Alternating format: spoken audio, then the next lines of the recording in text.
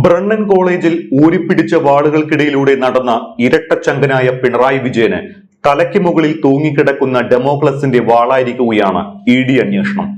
മകളുടെ പേരിലാണ് കേസും അന്വേഷണവുമെങ്കിലും പിണറായി വിജയൻ എന്ന CPM-നെ ഭരിക്കുന്ന നേതാവിന് ഇപ്പോഴത്തെ സംഭവ വികാസങ്ങൾ വലിയ ക്ഷീണമാണ്.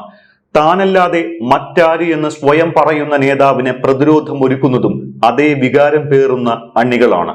നേതാവിന് പിന്തുണയുമായി എത്തി അക്രമം നടത്തി അവർ കൂറുകാട്ടി.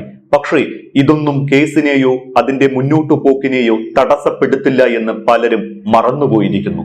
കാരണം CMRL എക്സാലോജിക് സാമ്പത്തിക ഇടപാട് കേസിൽ പിണറായി വിജയന്റെ മകൾ വീണ തൈക്കണ്ടിക്കെതിരായ കുരുക്ക് മുറുകുകയാണ് എന്ന റിപ്പോർട്ടുകളാണ് എൻഫോഴ്സ്മെന്റ് ഡയറക്ടറേറ്റ് വൃത്തങ്ങളിൽ നിന്ന് ലഭിക്കുന്നത്.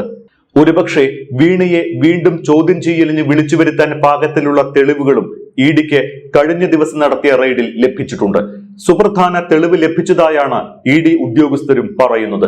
ഈ സാഹചര്യത്തിൽ വീണയ്ക്ക് വീണ്ടും സമൻസ് അയക്കാനാണ് നീക്കം. 2016 മുതൽ 2021 വരെയുള്ള 5 വർഷ കാലയളവിൽ CMRL നിന്ന് കൈപ്പറ്റിയത് 2.78 കോടി രൂപയാണ് എന്നാണ് സീരിയസ് ഫ്രോഡ് ഇൻവെസ്റ്റിഗേഷൻ ഓഫീസ് തയ്യാറാക്കിയ അന്വേഷണ റിപ്പോർട്ടിൽ പറയുന്നത്. 2024 SFIO തയ്യാറാക്കിയ ഈ റിപ്പോർട്ടിന്റെ അടിസ്ഥാനത്തിലാണ് ഇപ്പോൾ എൻഫോഴ്സ്മെന്റ് അന്വേഷണവും നടക്കുന്നത്. ഈ വിവരങ്ങളെല്ലാം എൻഫോഴ്സ്മെന്റ് ഡയറക്ടറേറ്റിനെ അറിയിച്ച ശേഷം ഡയറക്ടറേറ്റിൽ നിന്നുള്ള മറുപടിയുടെ കൂടി അടിസ്ഥാനത്തിലായിരിക്കും വീണയ്ക്ക് നോട്ടീസ് നൽകി വിളിപ്പിക്കുന്ന കാര്യത്തിൽ തീരുമാനമെടുക്കുക. സംസ്ഥാനത്ത് ഇത്രയും കോലാഹലങ്ങൾ നടന്നിട്ട് 2 ദിവസം പിന്നിട്ടിരിക്കുന്നു. പിണറായി വിജയന്റെ കണ്ണൂരിലെയും തിരുവനന്തപുരത്തെയും വസതികളിൽ റെയ്ഡ് നടക്കുകയും തിരുവനന്തപുരത്ത് ഇഡി സംഘത്തിന്റെ വാഹനം തകർക്കുന്നതടക്കം നാടകീയ സംഭവങ്ങൾ അരങ്ങേറുകയും ചെയ്തിട്ടും ഞാൻ ഈ വീഡിയോ തയ്യാറാക്കുന്നത് വരെ മുഖ്യമന്ത്രി VD സതീശൻ ഇതൊന്നും അറിഞ്ഞിട്ടില്ല എന്ന മട്ടിലാണ് കാര്യങ്ങളുടെ പോക്ക്. മുഖ്യമന്ത്രി എന്ന നിലയിൽ താങ്കൾ ഇനിയെങ്കിലും PR സംഘങ്ങളുടെ പിടിയിൽ നിന്ന് പുറത്തു വരണം. താങ്കൾ അറിഞ്ഞോ അറിയാതെയോ താങ്കളുടെ PR സംഘങ്ങൾ ഏർപ്പെടുത്തിയിട്ടുള്ളത് കൊച്ചിയിലെ ചില ഓൺലൈൻ മാധ്യമങ്ങളെയാണ്.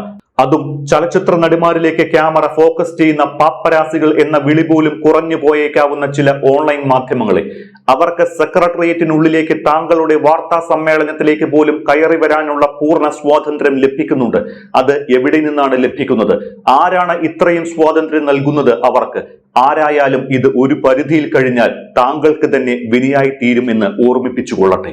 പണ്ട് PA മുഹമ്മദ് റിയാസിനെ, മന്ത്രിയായിരുന്ന റിയാസിനെ റീൽ മന്ത്രി എന്ന് വിളിച്ച് പരിഹസിച്ച താങ്കൾ ഇപ്പോൾ ചെയ്യുന്നത് എന്താണ്? തന്റെ വാർത്താ സമ്മേളനങ്ങളിലെ പ്രത്യേകതരം പൂക്കിച്ചിരിയും അഡാർ ലവ് സ്റ്റോറിയിലെ പ്രിയ വാര്യരെ പോലെ സൈറ്റടിച്ച് ചുണ്ടുകടിച്ചുകൊണ്ടുള്ള ചിരിയുമൊക്കെ പാപ്പരാസി ഓൺലൈൻ മാധ്യമങ്ങളെ കൊണ്ട് പകർത്തിച്ച് BGM ഇട്ട് സോഷ്യൽ മീഡിയയിൽ പ്രചരിപ്പിച്ച് വൈറലാകാൻ നോക്കുന്നു.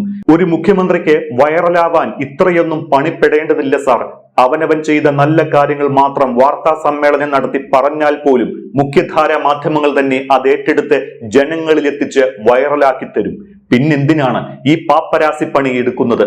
ഇത്തരം നീരാളിപ്പിടുത്തത്തിൽ നിന്ന് മാറി നിൽക്കാൻ സാധിച്ചാൽ അത് താങ്കൾക്ക് ഗുണമല്ലാതെ ഒരിക്കലും ദോഷം ചെയ്യില്ല. ഇങ്ങനെ റീലിനു വേണ്ടി ആടിക്കളിക്കുന്ന കുഞ്ചിരാമൻ കളിയാകരുത് സാർ താങ്കളുടെ പ്രവർത്തനം. ആരാണ് താങ്കൾക്ക് ഇത്തരത്തിലുള്ള മണ്ടൻ മാധ്യമ ഉപദേശം നൽകുന്നത്? ഓൺലൈൻ പാപ്പരാസി മാധ്യമങ്ങൾക്ക് റീലിടാൻ വേണ്ടി കോപ്രായങ്ങൾ കാണിക്കുന്ന താങ്കൾക്ക് സംസ്ഥാനത്തെ രാഷ്ട്രീയത്തെ സംബന്ധിക്കുന്ന ഒരു വിഷയത്തിൽ ഒരു നിലപാട് പോലും ഇല്ലാതെ പോകുന്നതിന്റെ സാങ്കത്യമാണ് മനസ്സിലാകാത്തത്. മാധ്യമ പ്രവർത്തനത്തിന്റെ അടിസ്ഥാന തത്വങ്ങൾ പോലും പാലിക്കാത്ത ഓൺലൈൻ പാപ്പരാസി മാധ്യമങ്ങൾക്ക് ആരാണ് സാർ സെക്രട്ടേറിയറ്റിൽ താങ്കളുടെ പത്രസമ്മേളന മുറിയിലേക്ക് പോലും രാജകീയ പരിവേഷത്തോടെ പ്രവേശനം നൽകുന്നത്? മുൻ മുഖ്യമന്ത്രിയായിരുന്ന പിണറായി വിജയന്റെ കാലഘട്ടത്തിലാണെങ്കിൽ ഇതൊന്നും നടക്കില്ലല്ലോ. മാധ്യമ പ്രവർത്തനത്തിന്റെ എല്ലാ നേരും നെറിയും എത്തിക്സും പാലിച്ച് മാധ്യമ പ്രവർത്തനം നടത്തുന്ന എത്രയോ ഓൺലൈൻ മാധ്യമ സ്ഥാപനങ്ങൾ ഇന്നാട്ടിലുണ്ട്. അവർക്കാർക്കും കിട്ടാത്ത പരിഗണനയും പരിവേഷവും ഇത്തരം പൈങ്കിളി ഓൺലൈനുകൾക്ക് ആരാണ് സാർ താങ്കളുടെ മീഡിയ റൂമിൽ അനുവദിച്ചു നൽകുന്നത്? ആരായിരുന്നാലും അത് മുളയിലേ നുള്ളാൻ താങ്കൾ തയ്യാറായാൽ നല്ലതായിരിക്കും. അല്ലാത്ത പക്ഷം ഭാവിയിൽ ഒരുപാട് ഖേദിക്കേണ്ടി വരും സാർ. ഇത് താങ്കൾ അറിഞ്ഞുകൊണ്ടാണ് എന്നൊന്നും പറയുന്നില്ല, അതിന് തെളിവുമില്ല. പക്ഷേ അങ്ങയുടെ കൂടെയുള്ള ആരോ ഇത് കരുതിക്കൂട്ടി ചെയ്യുന്നുണ്ട്, അത് ഉറപ്പാണ്. അത് താങ്കൾക്ക് അറിയുമോ എന്നറിയില്ല. ഇനി നമുക്ക് വീണ വിജയൻ വിഷയത്തിലേക്ക് തിരികെ എത്താം. കഴിഞ്ഞ ദിവസത്തെ ED റൈഡിൽ ചില ബാങ്ക് അക്കൗണ്ട് വിവരങ്ങളും നിക്ഷേപ വിവരങ്ങളും കണ്ടെത്തിയിട്ടുണ്ട്. വീണയുടെ മൊബൈൽ ഫോണും ശശിധരൻ കർത്തായുടെ ലാപ്ടോപ്പും പിടിച്ചെടുത്തിരുന്നു. ഈ ബാങ്ക് അക്കൗണ്ട് വിവരങ്ങളിൽ വിശദമായ പരിശോധന ആരംഭിച്ചിട്ടുമുണ്ട്. ലാപ്ടോപ്പും മൊബൈൽ ഫോണും വിശദമായ ശാസ്ത്രീയ പരിശോധനയ്ക്ക് അയച്ചിരിക്കുകയാണ്. ഇവയുടെ മറുപടിയും പരിശോധനാ ഫലവും ലഭിച്ച ശേഷം വീണയ്ക്ക് നോട്ടീസ് അയക്കുന്ന കാര്യം പരിഗണിക്കും. വീണയുടെ പൂട്ടിയ അക്കൗണ്ടിലേക്കും അന്വേഷണം വ്യാപിപ്പിക്കാൻ ഒരുങ്ങുകയാണ് ED എന്ന വിവരവും ഇപ്പോൾ പുറത്തു വരുന്നുണ്ട്. അബുദാബിയിലെ അക്കൗണ്ട് ക്ലോസ് ചെയ്തത് 2019-ലാണ്. ഇതിന്റെ വിശദാംശങ്ങളും പരിശോധിച്ച് എന്തിന് അക്കൗണ്ട് ക്ലോസ് ചെയ്തു എന്ന കാര്യം കണ്ടെത്തും. 2016 മുതൽ 2021 വരെ CMRൽ നിന്ന് എക്സാലോജിക്കും വീണയും കൈപ്പറ്റിയത് 2.78 കോടി രൂപയെന്ന് വ്യക്തമാക്കുന്ന SFIO അന്വേഷണ റിപ്പോർട്ട് പുറത്തു വന്നിട്ടുണ്ട്. ഇതിൽ 2.7 കോടി വീണയ്ക്ക് നേരിട്ടും 71 ലക്ഷം എക്സാലോജിക് കമ്പനിക്കുമാണ് CMRൽ നൽകിയത്. 2014-15 കാലത്ത് ആരംഭിച്ച എക്സാലോജിക്ക് 7 വർഷത്തിനകം നഷ്ടത്തിലാണ് എന്നും SFIO കണ്ടെത്തിയിട്ടുണ്ട്. സ്കൂളുകൾക്കും കോളേജുകൾക്കുമുള്ള ഇൻമെക്സ് സോഫ്റ്റ്വെയറിന്റെ ഡെവലപ്പർമാരായിരുന്ന എക്സാലോജിക്ക് ഈ കമ്പനി തുടങ്ങി 2 വർഷത്തിനകം CMRൽ ഇവരുടെ പ്രധാന ക്ലയന്റായി, വരുമാന സ്രോതസ്സായി. ശശിധരൻ കർത്തായുടെ എംപവർ ഇന്ത്യ ക്യാപിറ്റൽ ഇൻവെസ്റ്റ്മെന്റ് എന്ന കമ്പനി എക്സാലോജിക്കിന് 50 ലക്ഷം രൂപ വായ്പയും നൽകിയിരുന്നു. ഇതിനു പുറമെ മാസം 3 ലക്ഷം രൂപ വെച്ച് സർവീസ് ലെവൽ കരാർ പ്രകാരം എക്സാലോജിക്കിന് നൽകിയ കമ്പനി വീണയെ പ്രതിമാസം 5 ലക്ഷം രൂപ പ്രതിഫലത്തിൽ CMRലിന്റെ IT കൺസൾട്ടന്റായി നിയമിച്ചു. ഇതെല്ലാം നടന്നത് പിണറായി വിജയൻ മുഖ്യമന്ത്രിയായ ശേഷമാണ്. 2017 ജനുവരി 1-ന് ഈ നിയമനം നടന്ന ശേഷമുള്ള 2 വർഷങ്ങളിലായി 12 സ്ഥാപനങ്ങളിൽ നിന്ന് എക്സാലോജിക്കിന് 2.1 കോടി രൂപ ലഭിച്ചതായും അന്വേഷണ റിപ്പോർട്ടിലുണ്ട്. എന്നാൽ CMRലിന് എക്സാലോജിക്ക് നൽകിയ സേവനം എന്താണ് എന്ന് മാത്രം ഇപ്പോഴും വ്യക്തമായിട്ടില്ല. ഇക്കാര്യം CMRലോ എക്സാലോജിക്കോ വ്യക്തമാക്കാൻ തുനിഞ്ഞിട്ടുമില്ല. ഒരു സേവനവും നൽകിയിട്ടില്ല എന്നാണ് എക്സാലോജിക് ജീവനക്കാരും CMRൽ IT മേധാവിയും വീണ വിജയനും മൊഴി നൽകിയത് എന്നാണ് റിപ്പോർട്ടിൽ നിന്ന് മനസ്സിലാകുന്നത്. അത് കേസിൽ വീണയ്ക്കും എക്സാലോജിക്കിനും തിരിച്ചടിയാകും. കമ്പനി നിയമപ്രകാരം 6 മാസം മുതൽ 10 വർഷം വരെ തടവും പിഴയും ശിക്ഷ ലഭിക്കാവുന്ന കുറ്റമാണ് വീണയ്ക്കെതിരെ SFIO കണ്ടെത്തിയിട്ടുള്ളത്.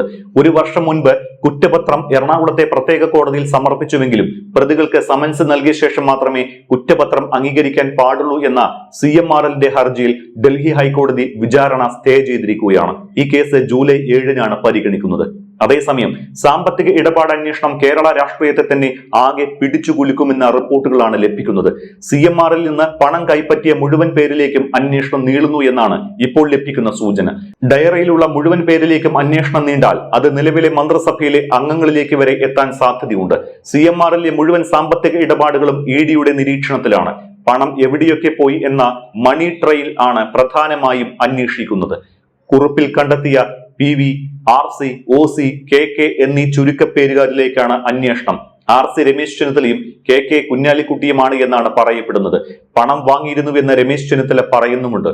എന്നാൽ PV പിണറായി വിജയനാണോ എന്ന കാര്യത്തിൽ ഉറപ്പില്ല. ഈ പണം നൽകിയതടക്കം CMRL വഴി 132 കോടി രൂപയുടെ വ്യാജ ചെലവുകളും 182 കോടിയോളം രൂപയുടെ സാങ്കല്പിക ഇടപാടുകളും നടന്നതായി ബോധ്യപ്പെട്ടിട്ടുണ്ട്. CMRൽ നിന്ന് എക്സാലോജിക്കിലേക്ക് ഇല്ലാത്ത സേവനത്തിന് പണം പോയി എന്നും അത് ശരിയായ നടപടിയല്ല എന്ന് കണ്ടുകൊണ്ടാണ് ED മുന്നോട്ട് വരികയും റെയ്ഡും അതുമായി ബന്ധപ്പെട്ട കാര്യങ്ങളും നടത്തുകയും ചെയ്യുന്നതും. പക്ഷേ അതിന് സമാനമായിട്ട് പണം നൽകിയെന്ന് പറയപ്പെടുന്ന മറ്റുള്ളവരുടെ പേര് വിവരങ്ങളും പുറത്തു വരികയും അവരിലേക്കും അന്വേഷണം എത്തുകയും ചെയ്താൽ അത് കേരള രാഷ്ട്രീയത്തിൽ ഉണ്ടാക്കുന്ന കോളിളക്കം വളരെ വലുതാകും. ഇതോടെ രാഷ്ട്രീയമായും നിയമപരമായും ഈ കേസിന് വലിയ പ്രാധാന്യമാണ് കൈവന്നിരിക്കുന്നത്.